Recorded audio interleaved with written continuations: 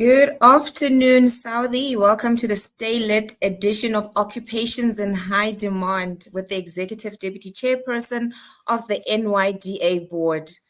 Before we delve into all the conversations and all the interesting speakers that we have on today, I'm just going to expose myself a little bit with my age. In terms of these occupations in high demand, when I was in varsity, we had lecture halls that were filled with all of us that did BCom stream. So you can imagine you had to get there like 30 minutes before in order to find space, in order for you to have a seat and be part of that class. So in order for us to avoid that and being like Sebo, we are going to be discussing these occupations. And before we get to that, let's welcome the Executive Deputy Chairperson of the NYDA Board, Ms. Karabo Mohali, to give us the opening and welcome.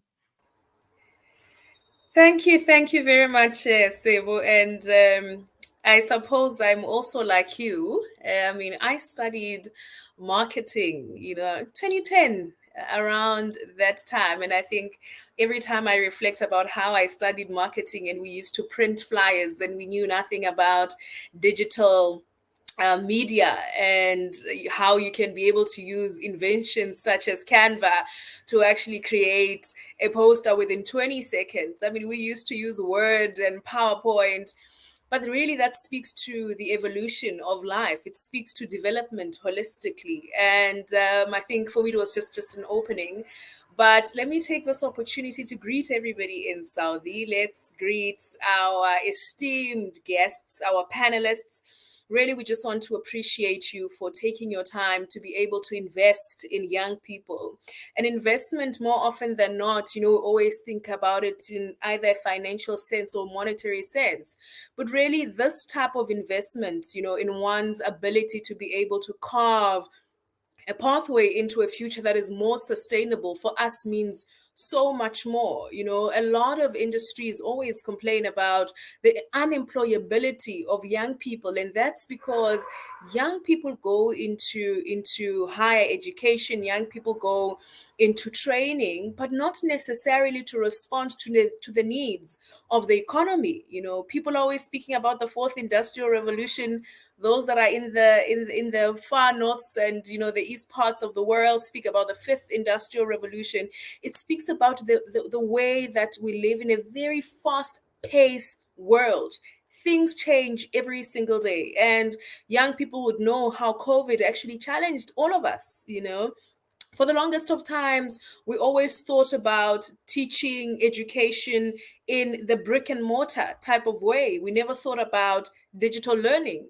Nowadays, you really have full qualifications that can be offered online fully. You've got exams that are written fully online. We always thought that there must be an invigilator walking around you to ensure that you do not cheat or you do not share your answers with other people. But technology has advanced. Technology has become such a game changer. And I think this discussion for us is so much important because we're saying to young people that we live in a VUCA world. That's what they call it, a very volatile, uncertain world that is very complex and very ambiguous. It changes, within a split second. And young people need to be prepared for that world. Young people need to be agents that are ready to respond to the immediate needs of the economy. And that's why we are having this conversation. And of course, this does not mean that because there are occupations in high demand, it means that if you are studying something, drop out. No. That's not what we're saying. We're just giving you a landscape of different opportunities that exist, that as and when we're speaking about the fact that, other jobs are becoming obsolete, there's always other opportunities. People always say, don't let a crisis go to waste. As we move into automation, as we move into digitization, there comes new opportunities, there comes new job opportunities and career prospects. And we really want to thank our colleagues from the Department of Higher Education, those from the Tshwane University of Technology, for joining us in today's session to be able just to shed light on some of these opportunities that exist and how is it that young people can be able to prepare for themselves for the future of today. Thank you very much, Sebo, and we're really looking forward to some of the great engagements and insights that are going to be coming out of this particular panel that is going to be discussing occupations in high demand. Thank you very much. Thank you very much to our Executive Deputy Chairperson of the NYDA Board, Ms. Karabo. There you have it, hey. When she and I were back in varsity, we did not have this 4IR. You had to be personally there to write your exams. We had posters, they were printing, and green economy was not a thing of then. So now at least we are moving into 5IR. We can write our exams online. And we thank you for that. And we thank you for your wisdom as well. And before we get into it, we just want to say this discussion is to assist our young people, as the Executive Deputy Chairperson mentioned, that if you are in one of those BComs like one of us, it's not to say that you need to go and deregister and go find one of these occupations and demands. No, it's just to say that we are trying to redirect our young people, especially those in high school who haven't, registered for high school. So if you're going to be in grade 11 next year and you want to be registering for a higher education institution, then this is probably the session for you to be tuning into and listen to some of those occupations that you can redirect yourself into as we go along. So before wasting any time, we're going to be welcoming Ms. Mampoko Kulube, who is from DHETS, and she's going to be taking us through this occupations in high demand list and, just unpacking some of those occupations that are on this list. Thank you very much for joining us. Thank you so much, Sibo, for having me. And good afternoon to everybody who's listening, who is joining to this conversation. As I've already been introduced, I am Mampoku Kuluve. I work for the Department of Higher Education and Training, and I am responsible for system monitoring and labor market intelligence.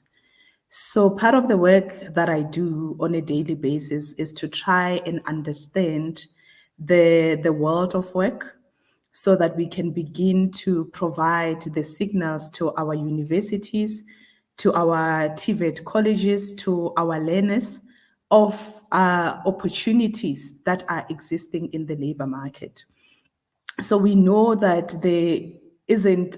we know that our learners, we know that our graduates needs to be able to understand what employers require. So it is very important that the work that we do, particularly because we are in the post-school education and training, begin to provide signals or mechanisms that will assist our learners and our youth in terms of finding those employment opportunities. I don't know if my presentation is being flighted on screen. I can't see anything. He has not received it.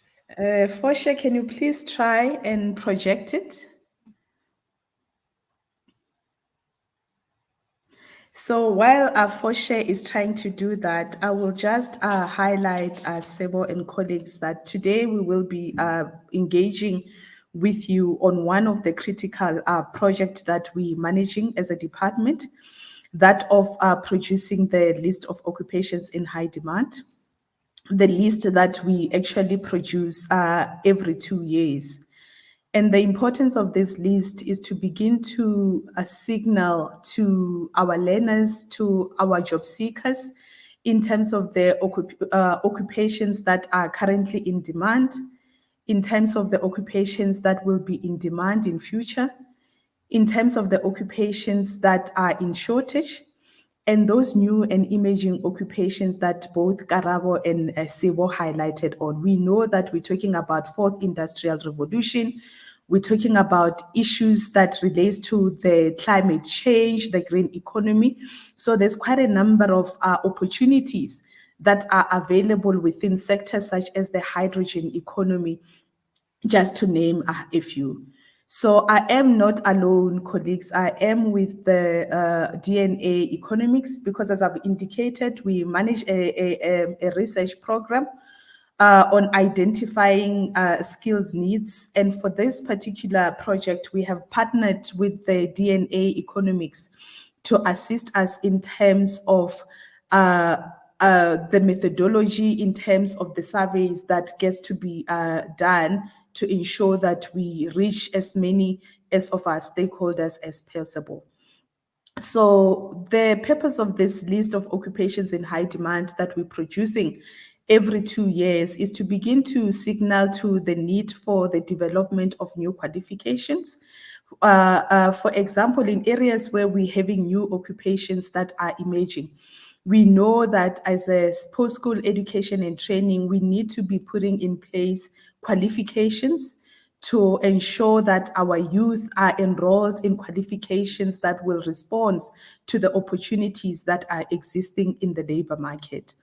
And we're also producing this list of occupations in high demand as a signpost for enrollment planning. For example, our universities, when they are planning for the next academic year, they need to look into the areas where there are opportunities for our youth to find employment.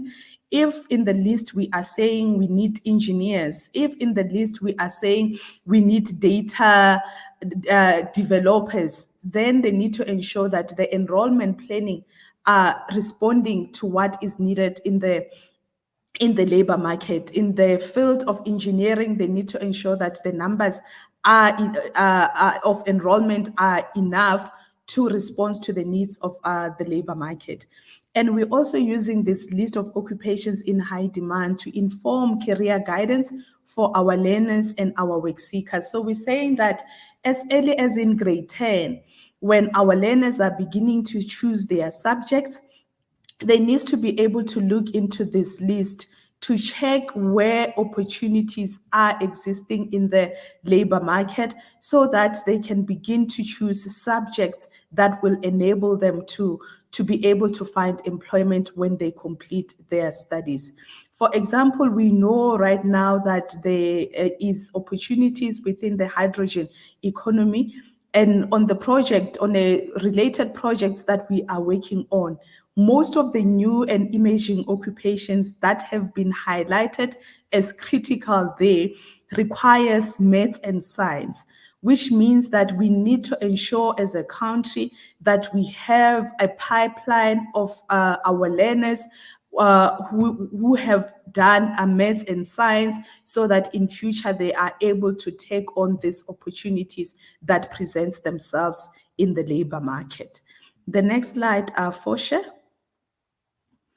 Okay, I think how do we identify occupations in high demand? I am not going to dwell much into this because Fosha will be elaborating in some of these areas in detail, but really we have a detailed methodology that we have put in place, which looks both at the quantitative aspects, such as the quarterly labor force survey, and then the qualitative aspects where we're beginning to engage with employers so that they highlight to us areas where they have a challenge in finding people with the right skills. But then we have developed about 4 criteria that will enable us to classify these occupations as being in high demand. One area that we're looking at is the employment growth, which we're making use of the secondary data analysis. In most, we rely on the information that we get from Statistics South Africa, the quarterly labor force survey that they publish on a quarterly basis. We also look at the trends in wages, the wage growth over time. That information, again, we're getting it from the Statistics South Africa. We also look at the vacancy growth because, on the internet, we have organizations such as Career Junction and PNet, which collect data where employers are advertising opportunities that are available in their organization. So the Career Junction and PNet collect this information over time to begin to establish a trend where employers are finding it where there are opportunities for where there are vacancies, and then this can actually be seen over a period of time. And then the third is the survey that we have issued out to to employers. I think we have, I'm sure even colleagues at the NYDA might have had access to it. We have developed a survey to ensure that everybody has an opportunity to input and be involved in this process, where they can begin to indicate to us where opportunities of employment are, or where they are finding it difficult to find people with the right skills, and where there are jobs that are existing there that are emerging in the country and they can't find people in the country with those type of skills.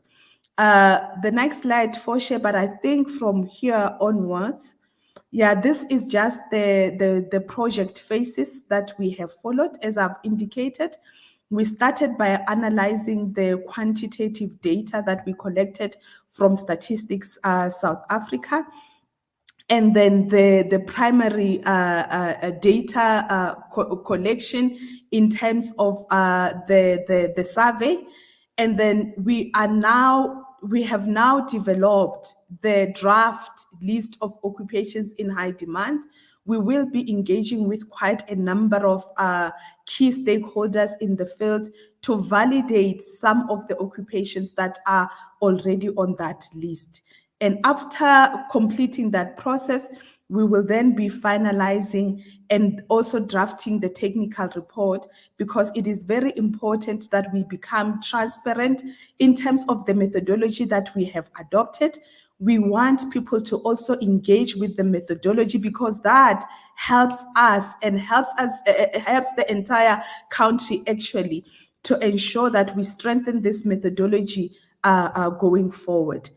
Foshe, the next slide, and then I think you can take over from here. Perfect.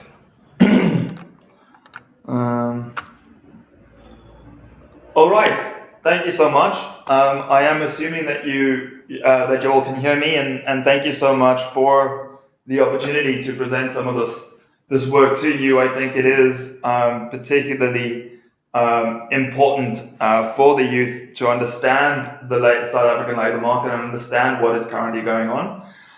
Just to say, I mean, what Mampo was really presenting there is all to say that it is a fairly technical process to be able to identify these occupations. We try really hard to not come anything, kind of pick occupations out of the air, or say an occupation is high demand just because there are a few people that say it is. We really try and get behind the research or behind the information that is out there and try and see it all as a single thing to be able to identify those occupations. For those of you that are interested, that is what, at least partly what an economist does, which also happens to be one of the occupations that are on the list. So you'll see a lot of what we're all presenting now is, to some degree, a bit of a presentation for you of what economists do as well, which might be interesting to some of you. And just to also say that is also a BCom degree, but there are certainly, and you'll see it in the list when we present it later, that there are definitely some representation of occupations that flow out of the BCom or the commerce area. So there's really kind of nothing out of sorts. So just to get into the presentation, what we'll be starting off with is giving you a bit of a background context to what the South African economy and the labour market is doing right now. This is important to understand because you will see that, and I imagine a lot of you will know as well, that although there is some recovery that's been happening since the COVID pandemic, South African labour market is certainly not what it used to be. We're still at unemployment levels that are very, very high, and the economy is also not growing as fast as we want it to. And that is something we will show you. The important thing to remember here is that this is not to say that there aren't specific occupations that are indeed in high demand, even if the labour market isn't doing very well. So even in the face of high unemployment rates, there are still specific occupations where there is demand for them. So what this really tells us is that it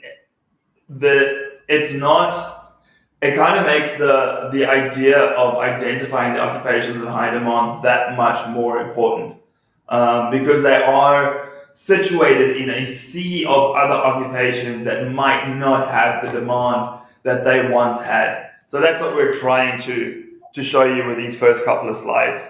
So just to show you there, this graph is showing the growth.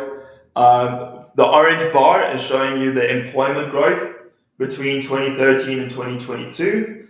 And you can see there, so that's in thousands, so that 2013 number is 14, that's in millions, so that's 14.9 million people in 2013 were employed.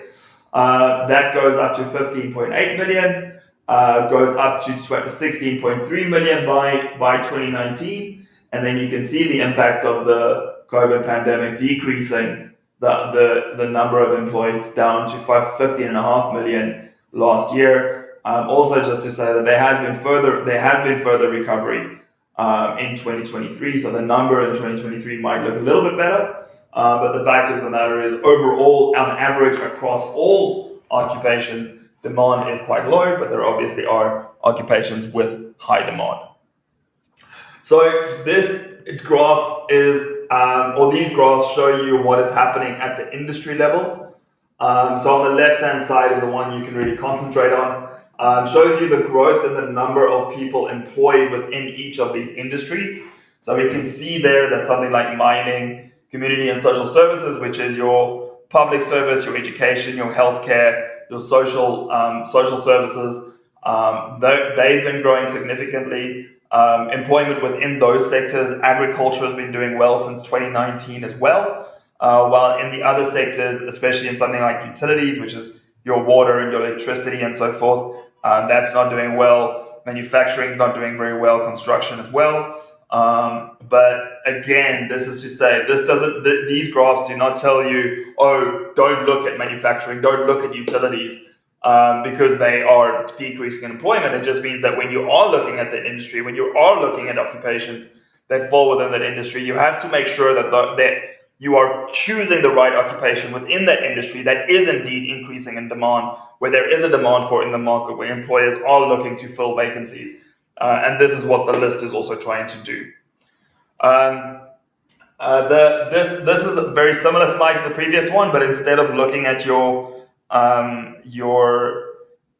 industries, we look at the kind of the occupational category. So you can see there we have skilled agriculture as a single category. Agricultural sector, as we mentioned, is doing quite well in terms of employment recovery since 2019. The professional level and the technician, these are both occupational categories that are related to kind of hands-on technical expertise, which usually require either diplomas or degrees to be able to perform.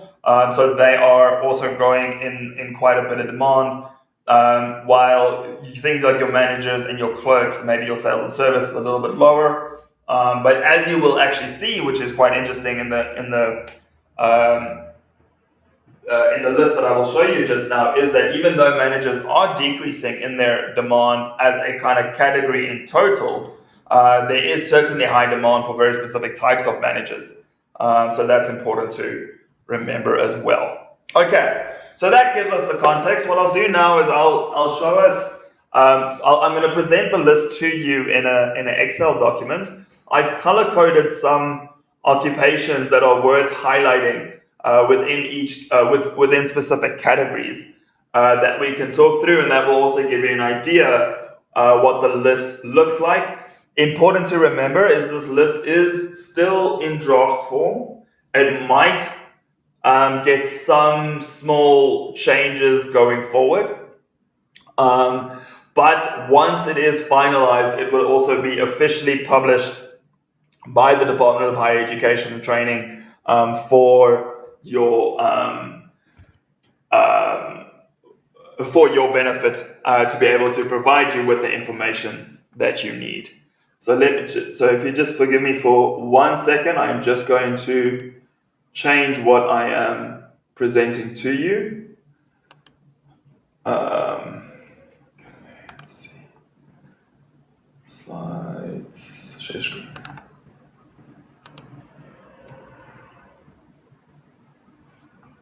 I think window. There we go.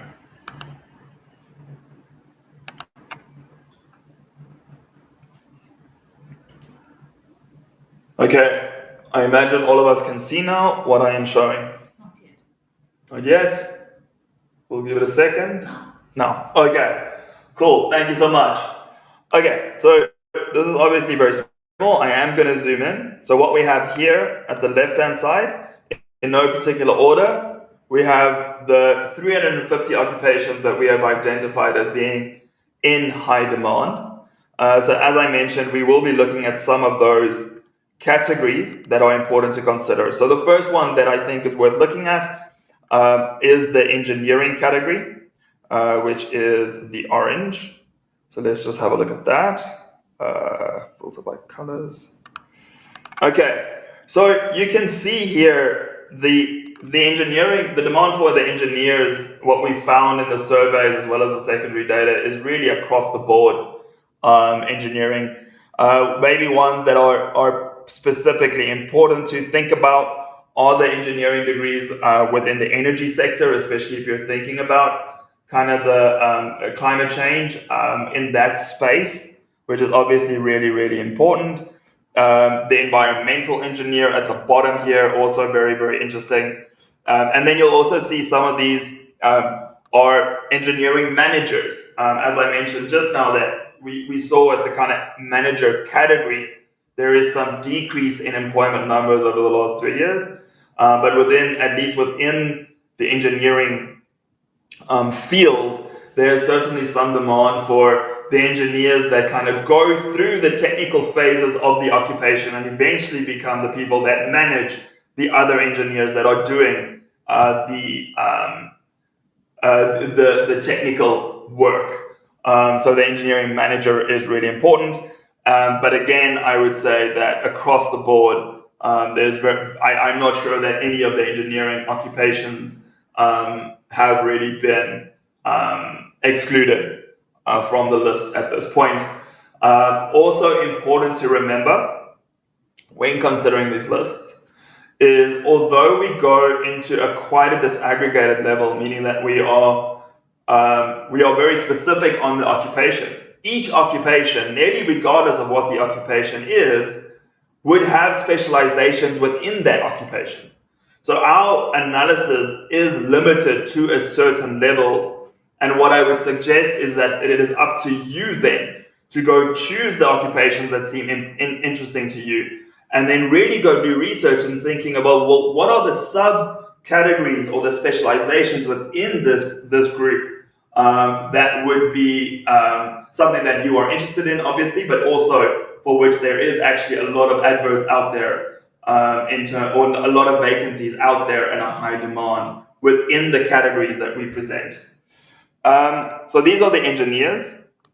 The other ones that are worth looking at quickly is the ICT. So this is part of the fourth industrial revolution idea. You will also see that there are just essentially, I think any occupation in South Africa's kind of organizing framework of occupation that is related to the fourth industrial revolution is essentially included in the list of occupations in high demand. From the guys that are writing the software coding, to the guys that are using it, to the guys that are managing the systems within the ICT space. ICT security is something that really came through quite a bit, and then obviously web designer, anything to do with the internet also seems to be drawing a lot of attention from future employers or employers currently. Data is obviously something that is becoming more and more important. Your data scientists that are really able to draw volumes and volumes of data from different sources into a single database and able to draw conclusions and inferences from an analysis of that they do through statistical coding is something that is incredibly important and is something that's coming through strongly within the space. so these are obviously kind of high level, kind of high skill occupations, although there would obviously be ones that are kind of in between as well. Other ones that are also important that people often don't think about because they don't understand how important the trades are. There are very few trades that are officially registered that are not on this list. So you can see from the electrician to the boilermaker, the bricklayer, the plumber, tailors, riggers, welders, carpenters. These are all your artisan kind of occupations, those that you take, that you come to through the technical and vocational education and training system, your TVET colleges, which is the training ground of these artisans. They are coming through very, very strongly. Also important to remember that the specializations within this category is also very important for you to identify. For example, you can see there number 166 on your screen, welder. One of the specializations that come through very often there is underwater welding. So first of all, you can imagine how interesting and exciting that can be. But there is incredible demand for it. And I am relatively certain the payment will follow such high demand for something that specialized. So that's important to kind of understand what what the specializations within these artisan or trades are. Electrician, you can also imagine there are many, many specializations within it. You can also think with just solar electricity and all that kind of thing, how much more important electricians that really understand the alternative energy sector has become in recent years. Then the other one is also the technologists and the technicians. So here, sorry, I just want to see what color it is. So gray and yellow, or gray and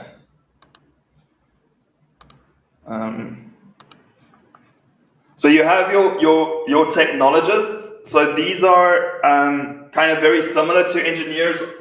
Usually, maybe not a university degree engineering, but a TVET college engineering degree that also kind of coming through very, very strongly. The other ones are the technicians. No, sorry, those are the engineers. Where's this thing now? Oh, no, that's also not right. Where are the technicians? Green. Apologies for that. No, I don't have the green here.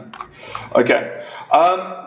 So in other words, what I want to say there is, I gave the kind of story around the engineering and how important that is, but it is across the skills spectrum. So engineering is obviously a very, very highly skilled, very, very technical, or very kind of expertise type occupation. But there are also engineering programs and engineering occupations that don't require all the specialization that engineers. So you call them, technicians and technologists that are there to assist the engineers to do their jobs. These things are incredibly important for the economy. The final thing that I want to just share with you is we spoke a lot about now the kind of STEM type occupations. You're the ones that require the science and the technology and the mathematics. Now, very, very important. But you'll also remember in the slides that I showed you that some of the biggest employment growth we are seeing was within the social and community and social services sector. And that's your healthcare, your education, your social services. So for those of you that are less inclined towards things and more inclined towards people, there is massive demand for you out there. So here you can see these blue ones are occupations that fall within the social services, education, and healthcare space. You have your nurses across the range of kind of level of nurses. You're enrolled and you're registered. Teachers right through from grade 1 right through to grade 12. Really, really high demand. Importantly there, from what I know about the education sector, kind of from outside of this project, is obviously there's an oversubscription for some subjects, while there is an undersubscription for others. So when you do want to do teaching and you want to follow the kind of area of specialization within teaching with the highest demand, you kind of have to understand where are the teachers, where is there over and under supply. And as far as I understand, it is still within the STEM subjects where finding teachers for STEM is particularly difficult to do. I actually say grade 1 to 12, it actually includes grade R, so your early childhood development practitioners.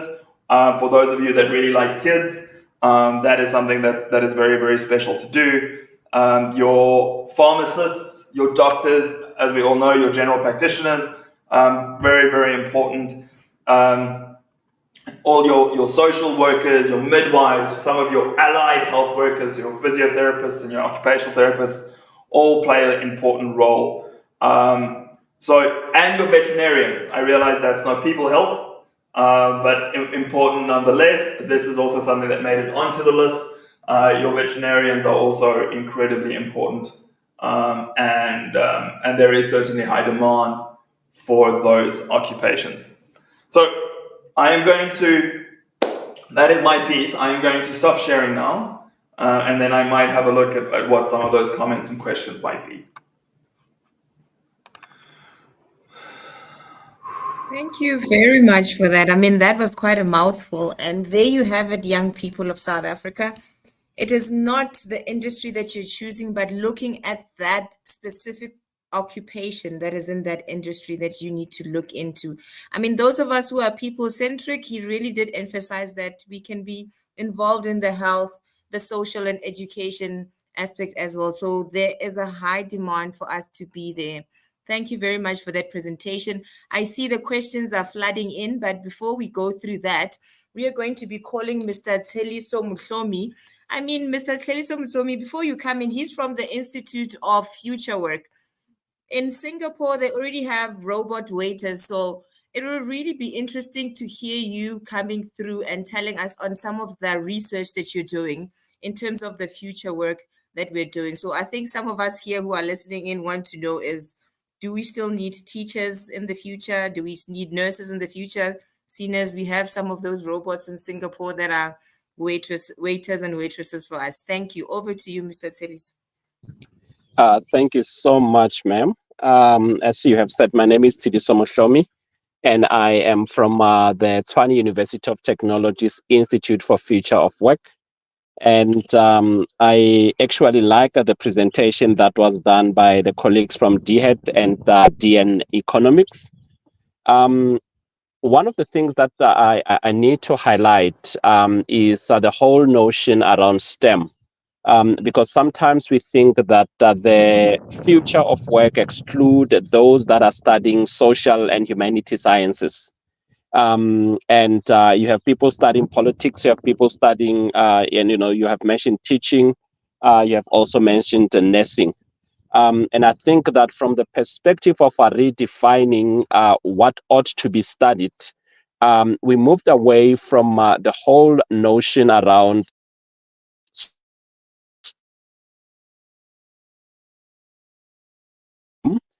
we added A, which basically then being STEM. And for art, which from the perspective of or the context of what we are talking about, art would then include humanities. It would include also creativity. It would include a lot of things that are not calculated as STEM. And the reason art had to be included is that science, technology, and even math cannot be understood without the context of humanity. So when we start talking about the fourth industrial revolution, when we then start talking about technology, we always also have to think about humanity, because that everything that happens ought to factor in the role of humanity. You asked the question of, do we still need teachers?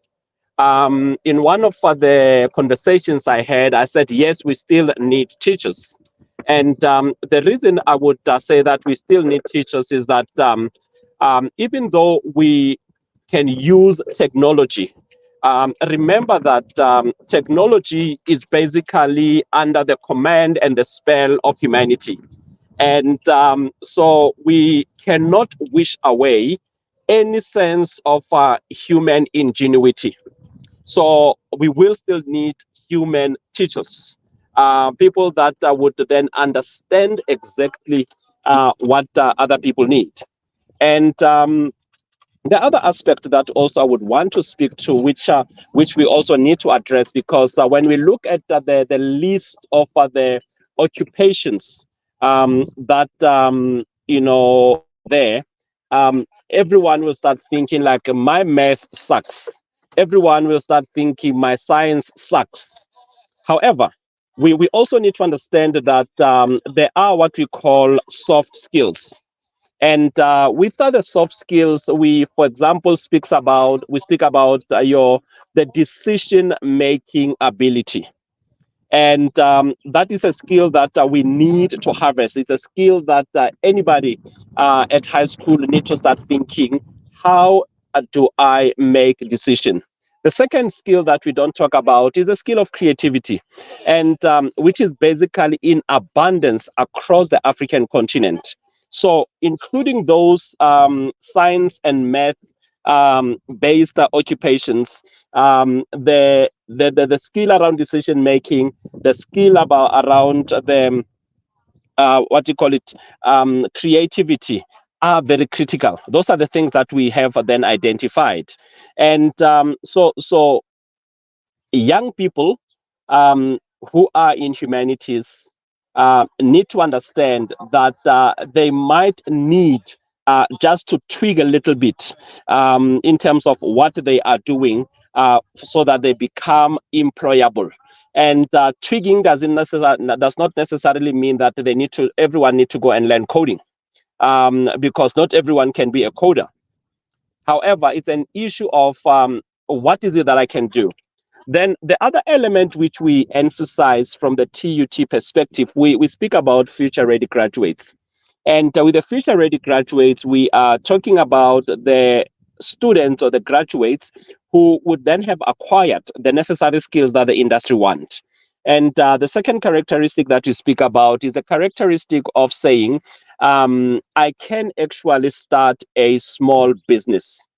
Because the reality is that the industry that we have in the country does not have the capacity to absorb the number of graduates we produce every year. So young people where we are sitting, they need to start thinking about what is it that I can do to derive value from the technology. During the dialogue on the future of work last week, one of the speakers said, artificial intelligence without human ingenuity and without human command is useless. And the example they used was one of the famous artists in the US. Somebody stole their song using AI, their voice, and came up with a song. And the artists basically go out and say, I want to sue that particular individual. And another artist basically latched onto that. And then he's like saying, I actually avail my voice for whoever is doing that to come up with the songs. We can talk about how we share the revenue. So as young people, we need to be looking at technology, not as a threat, but as an enabler to make us better people.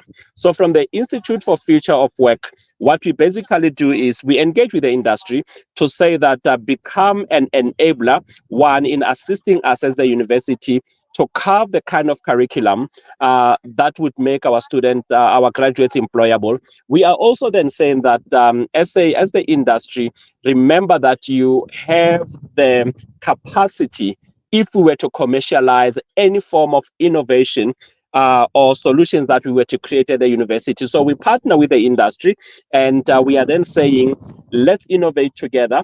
let's come up with solutions and assist our students with the access to market. So in a nutshell, that is what the Institute for Future of Work does. And we partner with almost everyone in the industry. Thank you. Thank you very much for that. I mean, it was very, very insightful. Before you go, I mean, there are questions from our young people who want to know more from you. So before I let you all go, please don't run off yet. There are young people who want to clarify some of these things from you. And from what you said, I can really say that I read something throughout this week in terms of what you mentioned on soft skills. So this person tweeted that being easy to work with is a massively underrated career skill. So I don't think it's something that we could actually learn, and humanities is part of the courses or degrees rather that would able to teach us to be able to work and have that career skill when we do eventually join the workforce. So thank you for that. So as I had mentioned now previously, that there are questions that young people want to ask that maybe perhaps you as our guest would be able to answer them for us. I see the first one, which is saying, good afternoon. What about law, sir? Lawyers. I think that is directed to DNA economics from the list that you had mentioned. I see that we hadn't seen that in terms of the lawyers. So he's asking, what about the law? Are there any of these careers in law that are in high demand? Yes, so I can say that it's not something I highlighted, but the we're calling them attorneys on the list, but they are attorneys, lawyers, advocates, all included on the list. There you have it, Sabelo. So you are safe if you're studying a law degree. Don't be afraid. Attorneys, advocates are also on that list that they had not mentioned as well. So there is one which is from Mihlalim Doda. She's saying, good day. May I just ask, has the DHET tried to limit intake or discontinue qualifications that are not in demand?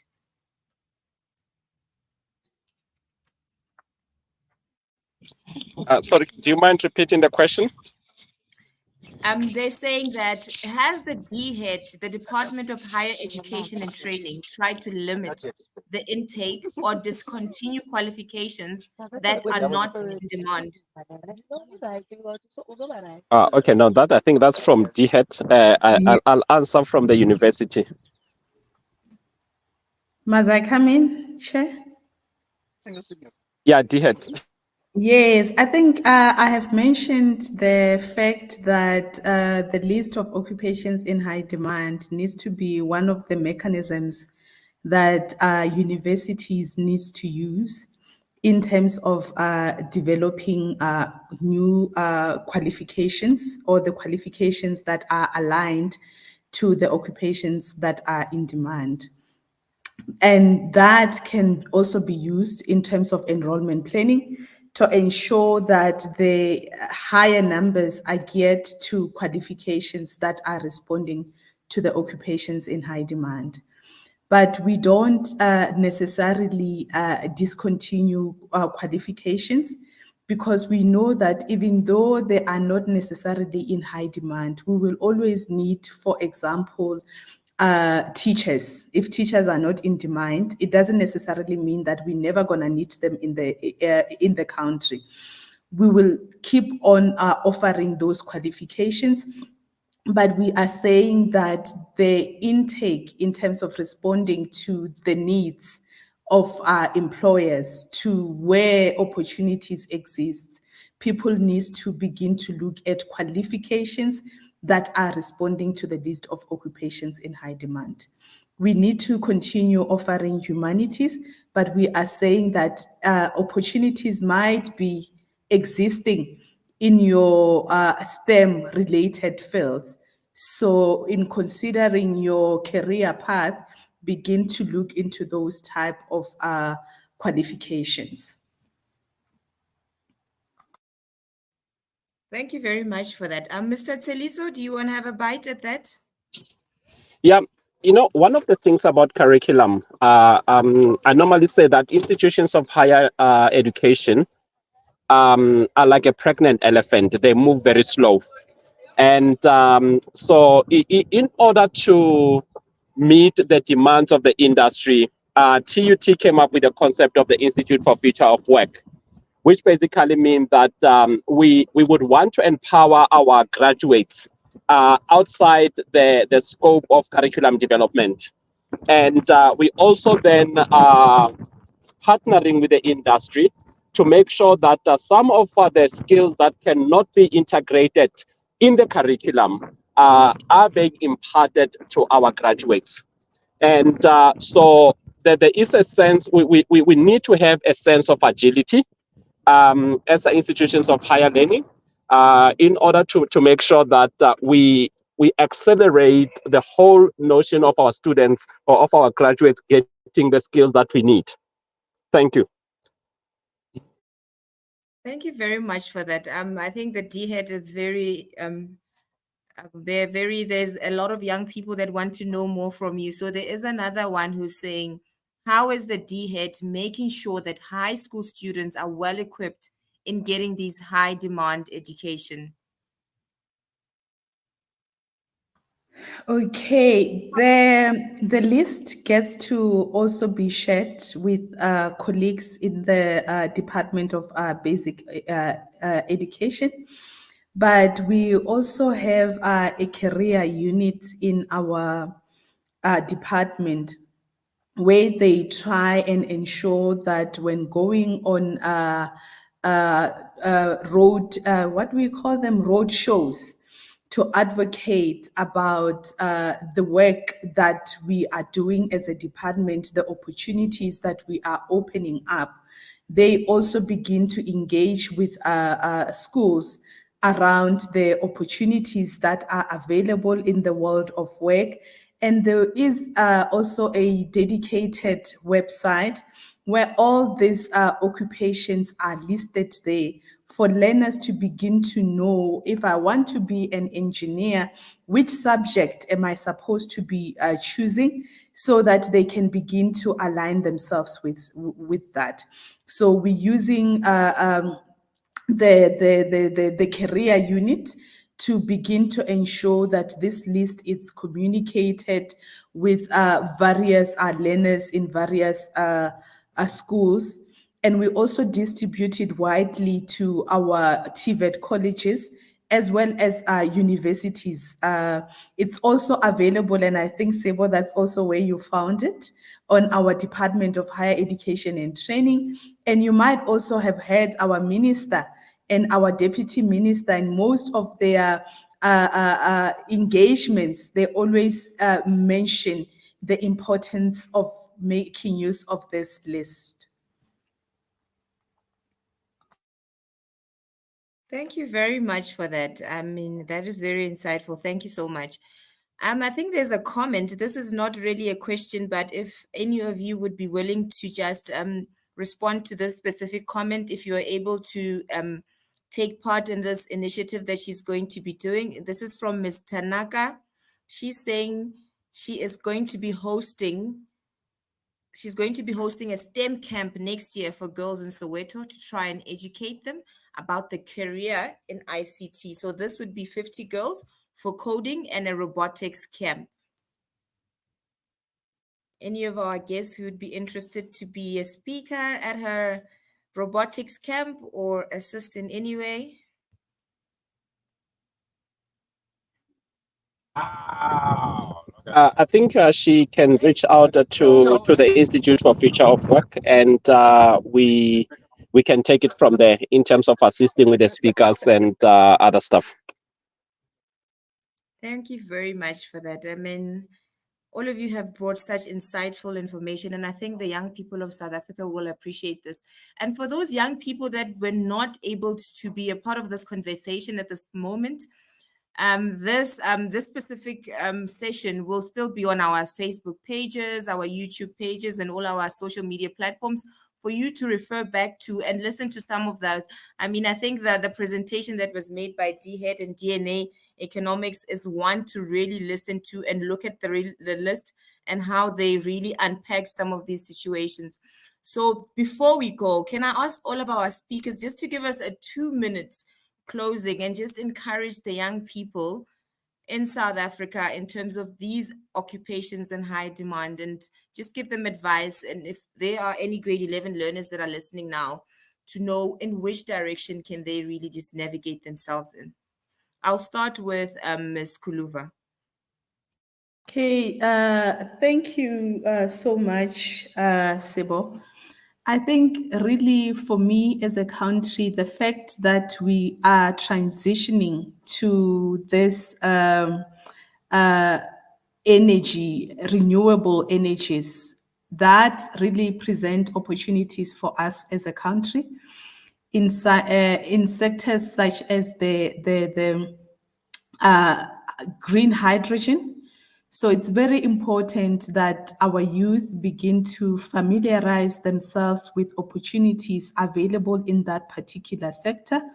I have already highlighted that we are busy with a project where we're also identifying occupations that are critical for the green hydrogen economy, and the majority of them requires maths and science.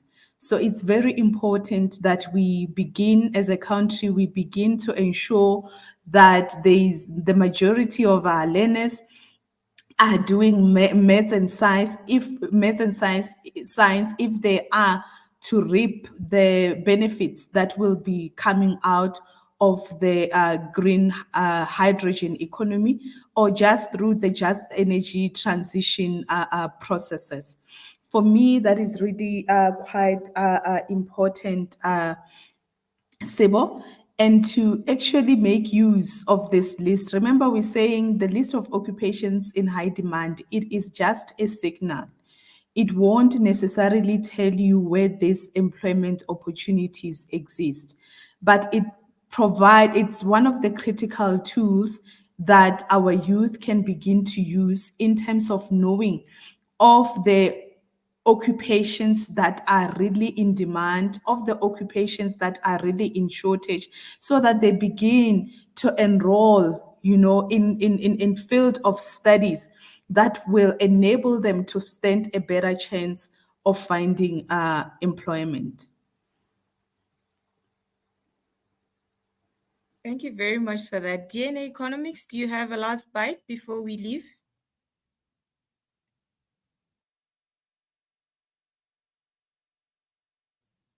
I'm sorry, we can't hear you. Now? Can you hear me now? Yes, we can hear you. There are two things that I think I would want to say. The first is that I think in an economy like the one that we're facing right now, I think it's easy to be discouraged. One of the most worrying statistics in South Africa is how the increase in the number of discouraged work seekers. In other words, people that have actually given up on looking for jobs. And that's always very, very discouraging to see. But I think if the fact what this list actually provides is a sense of going, well, despite how tough it is out there right now, if you can select the right thing and you can kind of put yourself on the right path, there is kind of a way out. Also, what I just would encourage, the other thing that we also know about the labor market or the South African economy is that we essentially have an industry that is requiring high level skills, but an education system that is often only producing low level skills. And the way that you set yourself apart is by staying in school for as long as possible. And I don't mean obviously secondary education, but really trying to get the bursaries and trying to get the financing to be able to stay in the TVET college and really kind of get through the apprenticeship system, go through the university, try and get into a postgrad program with a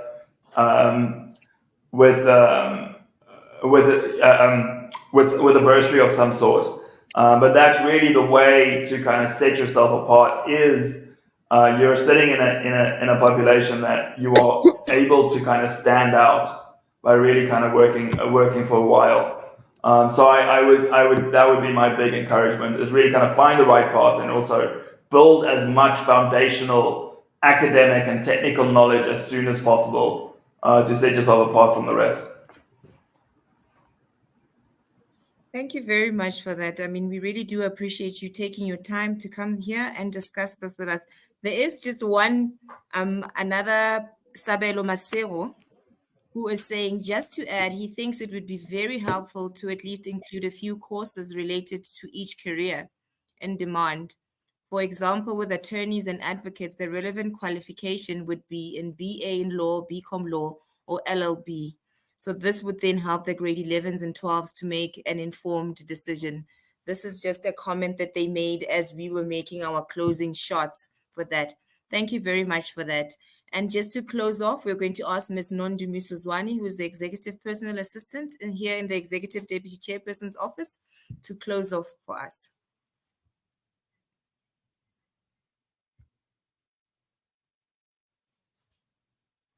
Ms. Zwani, I think we're losing her there a bit. Her network is kind of failing her there, but she's back now. Thank you. Thank you very much, Chairperson of the session, Ms. Keha. Good afternoon to everyone who has joined us from the different platforms. I'm back. Thank you. My network is very bad. To our speakers, thank you very much for sacrificing the time and dropping everything that you were doing and decided that you will join the young people of South Africa and assist them with the information that they need and are able to get employment afterwards.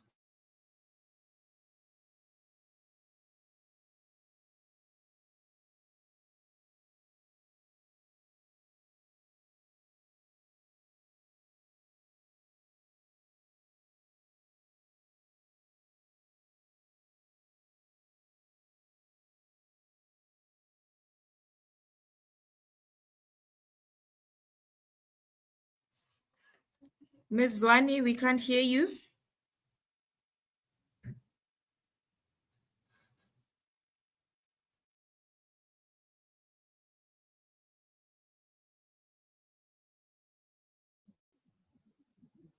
I think we've lost her there a bit. She's struggling with network. Can you hear us, Ms. Zwani? She is struggling there a bit there, so I think I'll close off on her behalf. We'd like to thank our speakers for joining us and sacrificing the time. We know that you are really engaged in important work, so we thank you very much for joining us. And to the young people as well, thank you for joining us. And we really do hope that you will be taking all this information that was given to us and really using it and putting it to good use. And to close off from Masana, who's saying is BCom Economics, I think that our guest from DNA Economics had mentioned that they are economists. So that work is still very relevant to what you're doing. So thank you very much. And we hope you'll join us next month when we will be unpacking a different topic for that. Thank you very much and have a lovely afternoon. Bye. Thank you. Bye.